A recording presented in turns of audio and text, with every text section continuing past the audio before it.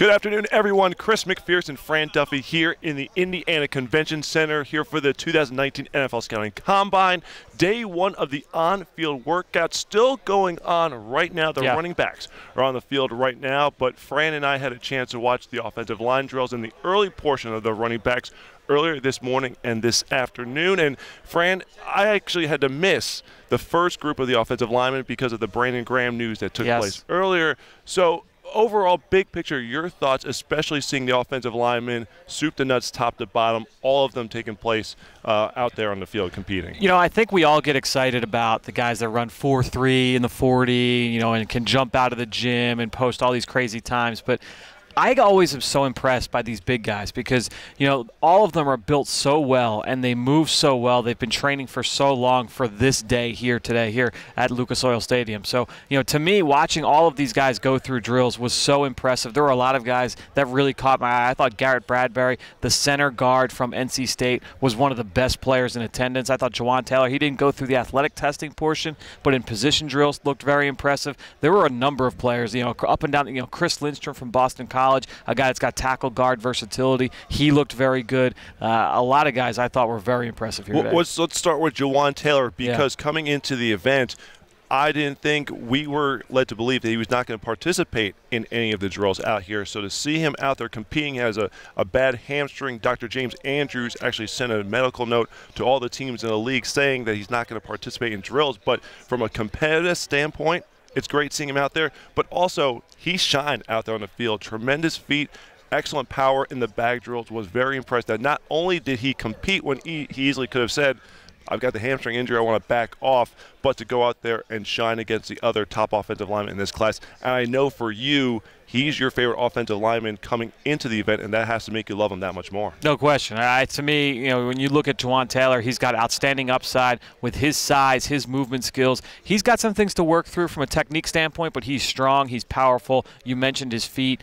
For a guy that was, look, he was over 400 pounds when he was in high school, shed some weight in a major way. He came in this week, what, 325, 330 pounds. So well, less, I think, even than 320. A guy that, you know, obviously has cut so much weight. He's worked so hard to get his body to where he is right now. He's a very, very impressive prospect. Yeah, 6'5", even 312, actually, the measurables here in Indianapolis. So we're actually going to get to your questions here, so please feel free. We'll mix in our observations for what we saw on the field at Lucas Oil Stadium earlier. First question comes from Josh, talking about the running backs. Again, running backs are on the field right now. We got to see the broad jump a short time ago in the stadium. Do you think Bryce Love, former Stanford product, is a good fit for the Eagles? I think, and this isn't even a cop-out, Josh, I think any running back is a good fit for the Eagles because of the way Doug Peterson likes to play offense, right? I mean, you can see all these different run schemes. If you read the Eagle Eye in the Sky column, you can see all the different run plays that the Eagles run in the structure of their offense. So whether you have power and inside zone, things between the tackles, or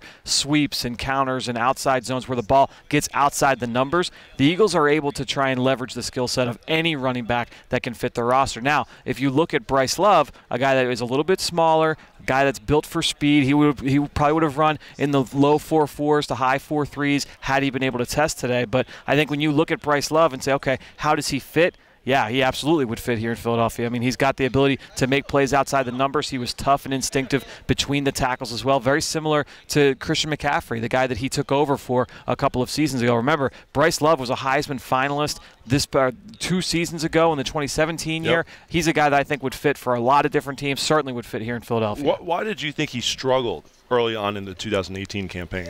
That's tough to say. I still have to do a lot of work on that, and that's going to be the big knock is, hey, you know, you had that huge year in 2017. What happened in 2018? He is on the undersized side of the spectrum, so a guy that's a little bit smaller. It would have been great if we could have seen him test. Obviously, with the torn ACL, that's not going to be the case. Yeah, just under 5'9", 200 pounds measured in here in Indianapolis. And again, with the ACL injury, certainly going to hurt his stock, and it's something that you have to consider that you probably would have to redshirt him in 2019. Next question here. Don't know who it's from, but who is the most NFL-ready wide receiver? Great question there. Whew, the most NFL-ready wide receiver. I'm going to have to say, I'm going to go off the board a little bit. Oh, okay. I had a feeling I knew where you were going to go, so. I'm going to go with Keyshawn Johnson. You love Keyshawn Johnson. I love Keyshawn Fresno Johnson. State. Fresno State, guy that was at the East-West Shrine game, outstanding route runner.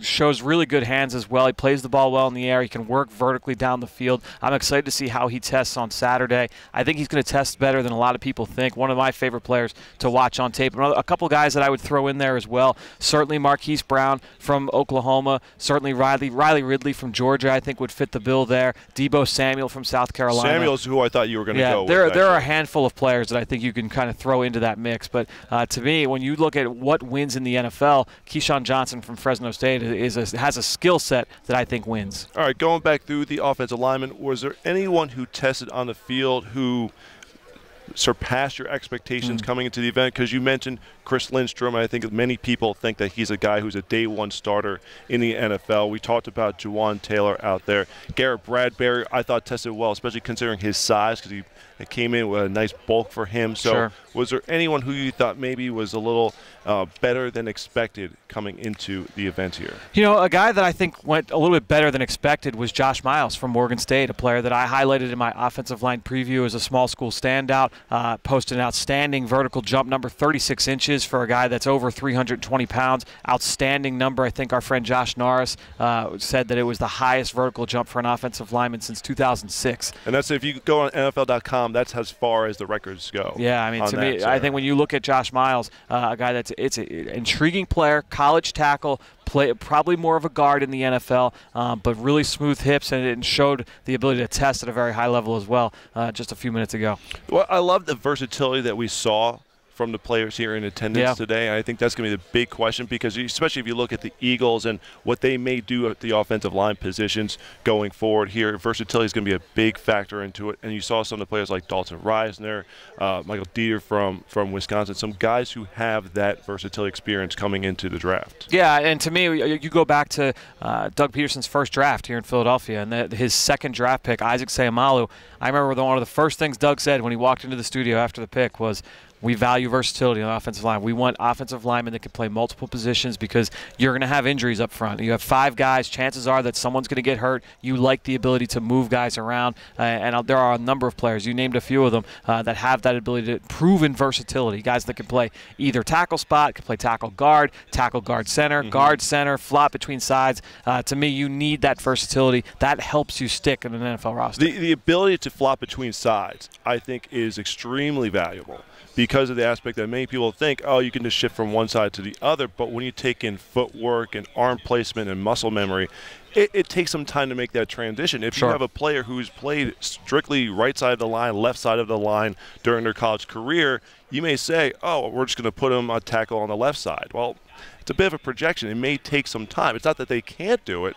I'm sure that most players can, but it does take a little bit of a projection if someone's been so honed in at one particular position along the line there. Yeah, no, and that's why you want to see guys that have that proven versatility. They've shown that they can do it at the college level. That makes it an easier projection. All right, let's see here. Next question comes here.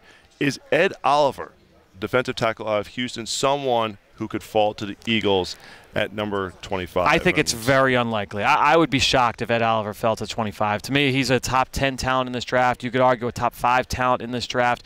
He came in this morning at 287 pounds, so that quelled any kind of concern that people had about his size. Now, the only question mark left is his length, and he came in with under 32-inch arms, very, very short arms, and that will knock him off boards for some people. Now, if you turn on the film, this is a guy that's extremely explosive. He's going to test like an alien here this weekend at the Combine. So I think when you look at Ed Oliver and his skill set, high motor, great kid, 3-year starter, 5-star recruit, he's a very, very intriguing player. All right, next question here. Is there anyone who the Eagles could see value in the late round? So obviously I'm sure there's some players who they're going to like, but maybe for you personally, who's someone that is not going to be a day 1, maybe not even a day 2 selection, and maybe if you want to keep it to the offensive line. Yeah, that's kind of what I'm thinking. Running backs. Since we just watched them, I think when you look at the offensive line, certainly the kid that we just talked about, Josh Miles, is one name. Dalton Reisner is a player that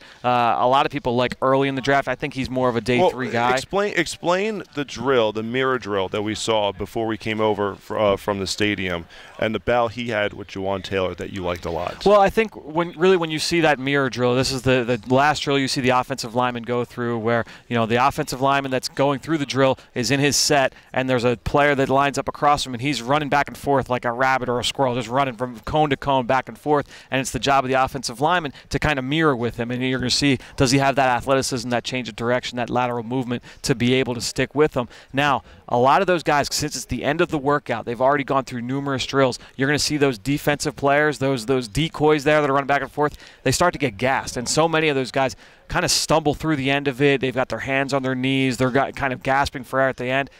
Not Reisner. Reisner was doing everything he could to kind of shake Juwan Taylor. Juwan Taylor stood with him, but I thought Reisner kind of showed that grit, that toughness that make a lot of people love him in this draft. So there's a lot to like with Reisner. I do have some questions about him, but he would be a guy that, to me, would intrigue me later in the draft. Impressive kid on and off the field, no question, as well. So tomorrow, an exciting day here in Indianapolis. The quarterbacks, most of them, are going to throw and compete here. We got the wide receivers and the tight ends as well.